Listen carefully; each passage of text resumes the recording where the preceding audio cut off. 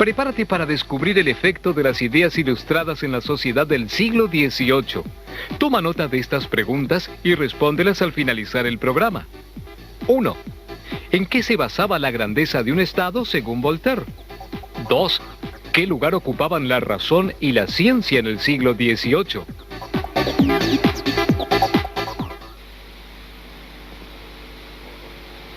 Coronet.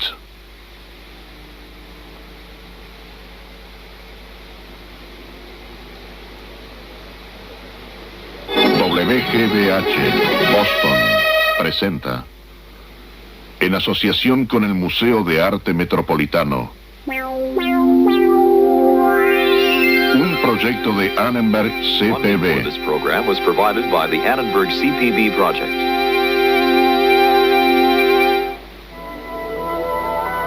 En el siglo XVIII las cosechas eran mayores, las ciudades y los puertos aumentaban, el poder de los comerciantes, fabricantes, abogados estaba creciendo y su éxito alimentaba nuevas ideas que cambiarían al mundo. El renacimiento del siglo XVIII y la sociedad hoy en la tradición de Occidente.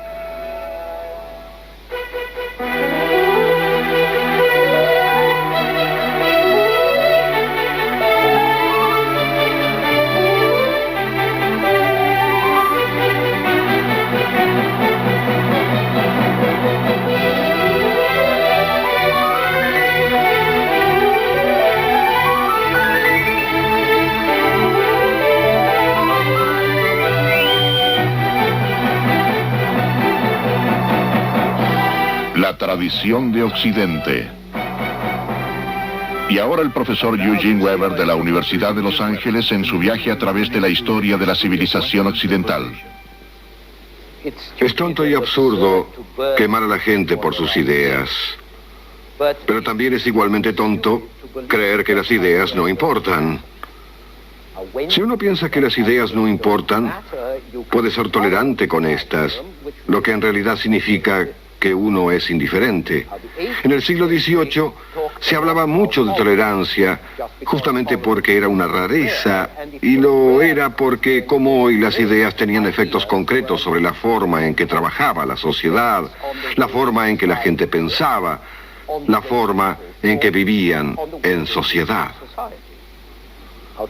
Hoy quisiera hablarles sobre estas ideas y sus efectos. Y lo primero que diré es que mientras muchos filósofos eran nobles, las ideas del siglo XVIII estaban dominadas por el crecimiento de la burguesía en el oeste, su creciente autoconfianza y su autoafirmación. Detrás de este adelanto de la burguesía, había una economía ascendente posibilitada por naves cada vez mayores, más canales para transporte pesado de mercancías, más y mejores rutas. Si observamos las rutas del siglo XVI, están surcadas de baches. En el siglo XVIII, las carreteras principales, al menos, comenzaron a parecerse a algo reconocible como camino. Luis XIV había iniciado estos adelantos, pues quería que sus tropas y sus recaudadores de impuestos se desplazaran más rápidamente. A mediados del siglo XVIII, Francia tenía un buen sistema de caminos empedrados que partía desde París. España y el norte de Italia hicieron lo mismo. Los alemanes y los rusos trataron de copiarlos, y hacia fines del siglo, un escocés llamado Macadam, que había hecho fortuna en América, perfeccionó una superficie de caminos bastante razonable. Las aceras, sin embargo, continuaban siendo primitivas. Polvo en el verano y lodo en el invierno. Los viajes por tierra no serían fáciles hasta transcurrir otros 100 años, cuando llegaron los ferrocarriles. Pero al menos ahora había puentes donde antes había vados y embarcaderos, y el precio del transporte bajaba. Y quienes podían permitirse el lujo, ahora podían tomar carrozas, un invento del siglo XVIII. Esto inspiró un nuevo tipo de pasatiempo para los ricos, algo que denominamos turismo. El siglo XVIII era una época de libros de viajes, de relatos de visitas a París, para jugar, flirtear, a Italia para ver antigüedades, a Venecia por ser el lugar favorito. Y como a los turistas siempre les gustaban los recuerdos y no existían las cámaras, los venecianos crearon las primeras tarjetas postales para los visitantes ricos. Viduta, vistas, que estos compraban para llevarlas a casa, colgarlas y hablar de ellas. Los más famosos pintores venecianos del siglo XVIII, Canaletto, Bellotto, los hermanos Guardi, todos tenían grandes talleres que producían gran cantidad de paisajes de San Marco, los grandes canales y otros lugares de Venecia. Dos de las obras más populares del siglo XVIII fueron escritas como si se tratase de libros de viajes. La primera fue Las cartas persas de Montesquieu, sobre las impresiones de dos embajadores persas en París, donde se comenta lo curioso y absurdo que parecen los lugares comunes de una sociedad que tiene diferentes costumbres y que da por hecho distintas cosas. Las cartas persas se hicieron públicas en 1721. Una generación después, en 1759, Cándido, de Voltaire, presenta una sátira más aguda. Cándido relata los viajes y aventuras de un joven ingenuo que es llevado a creer que todo sucede para los mejores fines en el mejor de los mundos, que todo conduce a un final feliz en ese mundo y que descubre que el mundo real es muy distinto del que los filósofos describen. Ambos libros son muy divertidos en varios temas serios. Además son relativistas, que es el efecto que el viaje produce en las mentes reflexivas. Este reconocimiento de que las actitudes varían según el individuo y el ambiente que lo rodea, como señala Montesquieu, esta noción fue una importante característica del pensamiento del siglo XVIII. Y hubo otros signos de progreso. Mejoró la tecnología en la labranza, la agricultura se volvió más productiva, los ejércitos destruyeron menos cosechas y fueron mejor almacenadas, así que había más comida, moría menos gente y la población aumentaba. Pero una agricultura sana significaba una economía sana en general, más intercambio, más poder adquisitivo, más fabricantes, ciudades que crecían, puertos que crecían y el creciente poderío de los comerciantes, dueños de naves, financistas y abogados que redactaban sus convenios y sus contratos. Todo esto ocurrió primeramente en Inglaterra porque ésta se salvó de la peor de las guerras que acabó con los recursos de los estados continentales.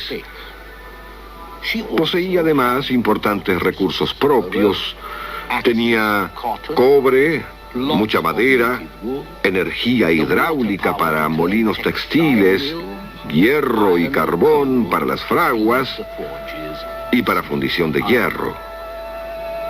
Inglaterra tenía también a Escocia un dominio estancado lleno de hombres emprendedores. MacAdam vino de Escocia y también James Watt, quien nos dio la máquina de vapor. Cuando Voltaire fue a Inglaterra, se maravilló de lo que vio. El comercio los ha enriquecido, los ha ayudado a liberarse. La libertad, a su vez, ha propagado aún más el comercio. En esto se basa la grandeza del Estado, decía. Voltaire se había expresado claramente. El comercio produce riqueza. La riqueza favorece la libertad favorece al comercio y el comercio favorece la grandeza de un país. Eso es lo que él quería ver en Francia. Eso es lo que la burguesía deseaba ver en todas partes. Y esos burgueses, que habían obtenido poder económico, también ahora reclamaban poder político. Hacia fines del siglo, un líder de la Revolución Francesa lo expresó con mucha claridad. Una nueva distribución de la riqueza, dijo, requiere una nueva distribución del poder. Debemos ser cautos en el empleo de la palabra burgueses, ya que el término abarca una multitud de pecados, o al menos una multitud de ocupaciones. Algunos burgueses eran hombres de negocios, artesanos, empleados estatales, servidores públicos, financistas, fabricantes, y algunos eran hombres de letras, intelectuales. Término que no apareció hasta el siglo XIX, aunque fue en el siglo XVIII que la literatura se transformó en una profesión. De modo que había diferentes clases de burgueses, pero tenían ideas en común. Y este punto de vista en común, que podríamos denominar filosofía burguesa, no se manifestaba simplemente como burguesa, sino como filosofía universal, algo que se aplicaba a toda la humanidad. Cuando hoy hablamos de derechos humanos, estamos empleando el lenguaje y expresando los principios del burgués del siglo XVIII, quien hablaba de la libertad, del progreso, del hombre, y eventualmente escribía documentos como este, la Declaración de los Derechos del Hombre, publicado en Francia en 1789. Y este era un cambio fundamental que sería nuevamente puesto de relieve por revolucionarios norteamericanos o franceses, quienes apelaron no a los derechos o características especiales de los norteamericanos o los franceses, sino a la naturaleza y a los derechos del hombre, que son válidos universalmente. Y si continúo diciendo hombre, comprenderán que es el término que los hombres de esta época empleaban. Esto difería bastante de lo que ocurría más tarde en el siglo XIX, cuando el proletariado, la clase trabajadora, fuera definida como una entidad independiente y los trabajadores fuesen invitados a adoptar una doctrina proletaria, una doctrina de clase mucho más estrecha. Pero en el siglo XVIII, la burguesía identificó su causa con la causa de toda la humanidad. Eran burgueses, pero se consideraban a sí mismos simplemente humanos. Los intereses que perseguían, según lo veían ellos, no eran intereses de clases, sino válidos para todos. Así que hoy, cuando uno habla de derechos humanos, está expresando los principios de la burguesía del siglo XVIII. Esta universalización de principios e intereses específicos alentaría un pretexto hipócrita que era bueno para los burgueses, bueno para todos, pero que también inspiraría y justificaría la demanda de que lo que se hace para mejorar la suerte de los burgueses debería hacerse para mejorar la suerte de todos. Y este es otro principio que aún hoy influye en nuestra política. Otro nuevo e importante aspecto de la época era que estas cultas ideas serían publicitadas con mayor rapidez y mayor alcance que ninguna otra anteriormente. Por ejemplo, esta es una caricatura francesa con las tres órdenes sociales. La propaganda o el sistemático esfuerzo por persuadir no fue invento del siglo XVIII, había existido siempre, pero la defensa de las masas, al menos en el orden laico, solo provenía de las mejores comunicaciones e intercambios del siglo XVIII. Gacetas, periódicos, centros de reunión, más libros, más folletos que nunca, con salas de estar, cafeterías, sociedades de debates y sociedades secretas. La más importante de estas sociedades secretas fue probablemente la logia masónica. Había comenzado en la Inglaterra del siglo XVII, pero en el siglo XVIII la propagaron en toda Europa los franceses, quienes contaban con más de 30.000 cofrades. La mayoría de los grandes filósofos eran masones, como Voltaire y Diderot. Pero también había aristócratas como el primo del rey, el duque de Orleans, y muchos extranjeros como Federico el Grande, Mozart, Washington, Franklin. Y si observan los medallones del reverso de nuestro billete de dólar, descubrirán que uno de estos es un símbolo masónico. El primer principio de la francmasonería fue un culto humanitarista. No desafiaba el poder monárquico, pero sí los dogmas de la religión establecida. Los masones creían en Dios, pero no en cualquier Dios, no en el Dios de cualquier iglesia o cualquier revelación en particular. Creían en la razón y en la religión natural que solo la razón podía develar. Así que los ritos religiosos no les impresionaban. Tenían los suyos propios, a los cuales llamaban deísmo. Además, las sociedades masónicas se sumaron a la cantidad de centros de reunión, clubes que difundieron las ideas progresistas de París en las provincias, las cuales brindaron una especie de sistema capilar para que las nuevas ideas se infiltrasen en las actitudes de las clases altas y medias. Y junto con las ideas, el vocabulario cambió radicalmente. Es ahora cuando la palabra social cambia de sociabilidad a sociedad, adquiriendo su significado actual, como en sociología, como en las ciencias sociales. Es ahora cuando aparecen palabras como capitalista y cuando nación y nacional adquieren el sentido moderno. Y términos como pueblo o populacho se tornan peyorativos como plebe y vil populacho, convirtiéndose, como lo dice la enciclopedia de Voltaire y Diderot, en la parte más numerosa y necesaria de la nación. Esta transformación del vocabulario es una señal de que las ideas están cambiando profundamente. Algunas palabras dominan el siglo: naturaleza, felicidad, virtud, razón, progreso.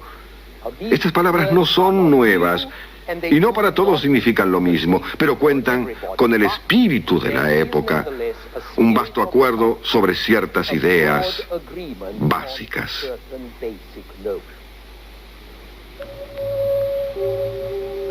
Se daba por sentado que a través de la razón y de las ciencias, la gente podía comprender a la naturaleza y armonizar con sus leyes, avanzando así hacia la felicidad y la perfección.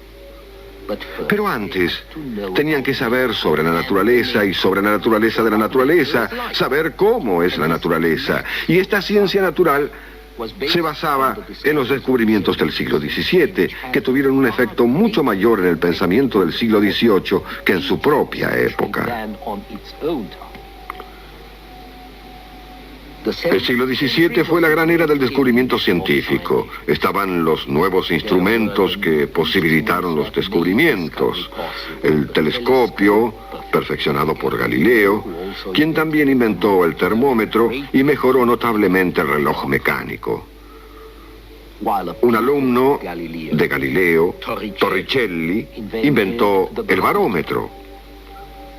Todos estos instrumentos permitieron observaciones más exactas y más amplias. Asimismo estaban los descubrimientos específicos. William Harvey descubrió la circulación de la sangre en el corazón y los pulmones. Anton Leeuwenhoek perfeccionó lentes de suficiente alcance para distinguir bacterias y espermatozoides. Robert Boyle estudió la conducta de los gases a diferentes temperaturas y con distinta presión y se convirtió en el padre de la química moderna. Se realizaron inmensos adelantos en matemática con Isaac Newton y René Descartes. Adelantos en logaritmos en cálculos diferenciales, todo esto preparando los cimientos de las altas matemáticas. Y los misterios de la electricidad y del magnetismo los revelarían William Gilbert y Benjamin Franklin por medio de italianos como Alessandro Volta y Luigi Galvani. Pero la figura más importante en la ciudad moderna fue Isaac Newton, que vivió de 1643 a 1727. Newton sentó las bases de la física moderna, elaborando las leyes mecánicas del movimiento y, en especial, la ley de gravedad, la velocidad con la que los cuerpos caen a la Tierra.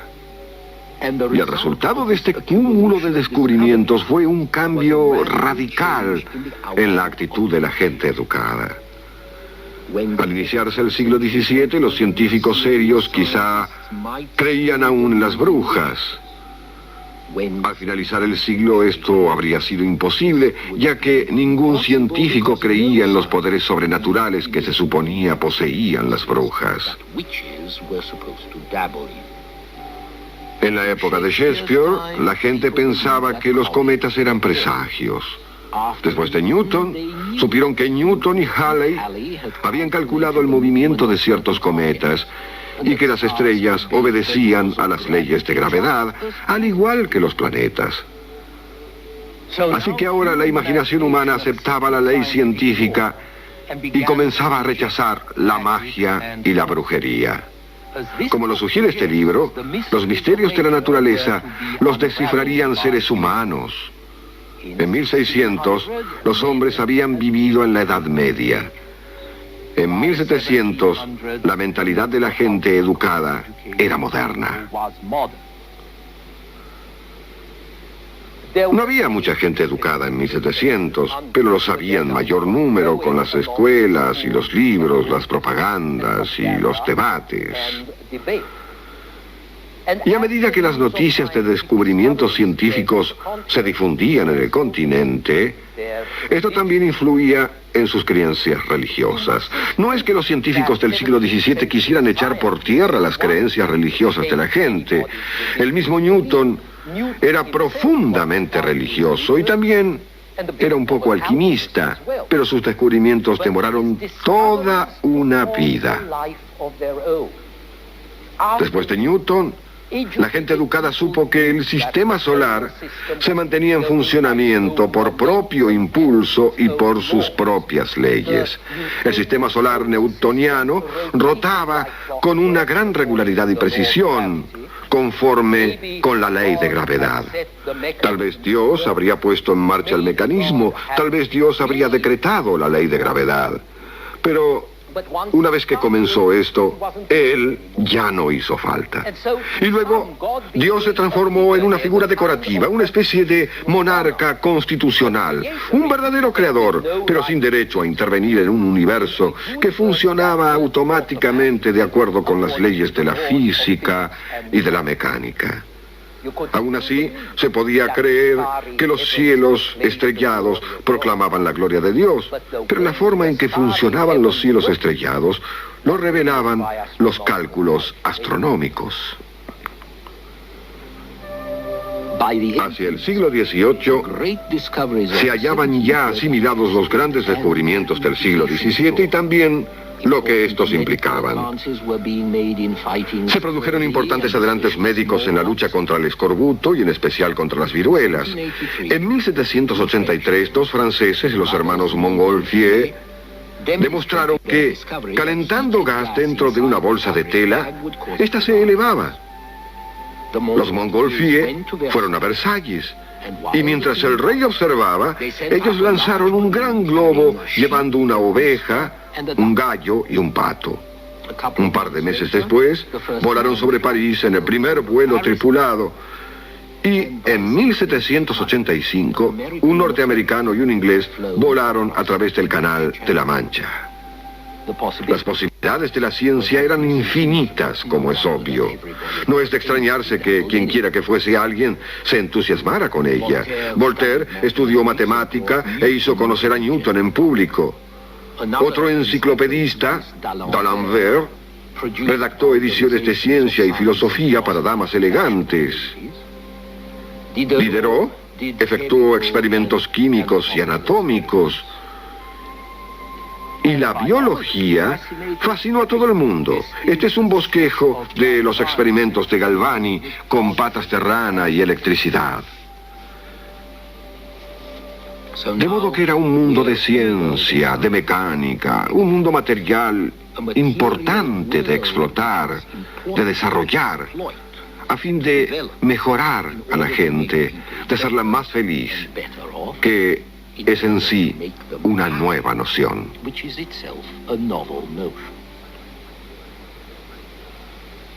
Aquino no habló mucho de la felicidad. Hobbes y Locke apenas hablaron de la felicidad. Pero en el siglo XVIII la gente casi no cesaba de hablar de ella. Esto tenía mucho que ver con la disminución en las restricciones religiosas, tanto católicas como protestantes. Y ahora se hablaba de la felicidad en la naturaleza, de la felicidad al aire libre. Es entonces cuando viajar y visitar lugares de interés y también caminar, nadar, escalar montañas, se consideró divertido y provechoso. La felicidad en la vida natural. Los nobles salvajes son felices. Los nobles damas y caballeros trataron de volver a la naturaleza. Y María Antonieta, reina de Francia, tenía una granja especial para ver cómo era la felicidad natural. Y además estaba la felicidad en la virtud, la medida y la razón. Pero había una fuerza aún mayor que la de la felicidad natural, una que daría colorido a la subsiguiente historia de Europa y también de América, la utilidad, como veremos en nuestro próximo utilísimo programa.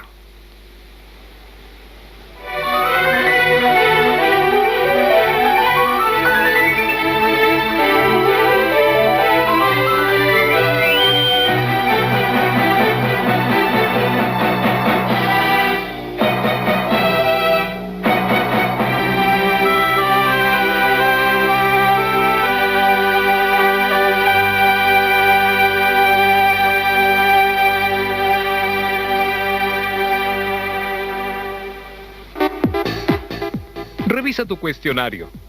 1. ¿En qué se basaba la grandeza de un Estado según Voltaire? 2. ¿Qué lugar ocupaban la razón y la ciencia en el siglo XVIII? Respuestas. 1. Para Voltaire, el comercio producía riqueza. La riqueza favorecía la libertad beneficiaba al comercio y el comercio favorecía la grandeza de un Estado. 2. La sociedad del siglo XVIII consideraba que a través de la razón y de la ciencia se podía comprender a la naturaleza y armonizar con sus leyes, lo que conduciría a la felicidad y a la perfección. No te pierdas el próximo episodio de La Tradición de Occidente, aquí en Educable.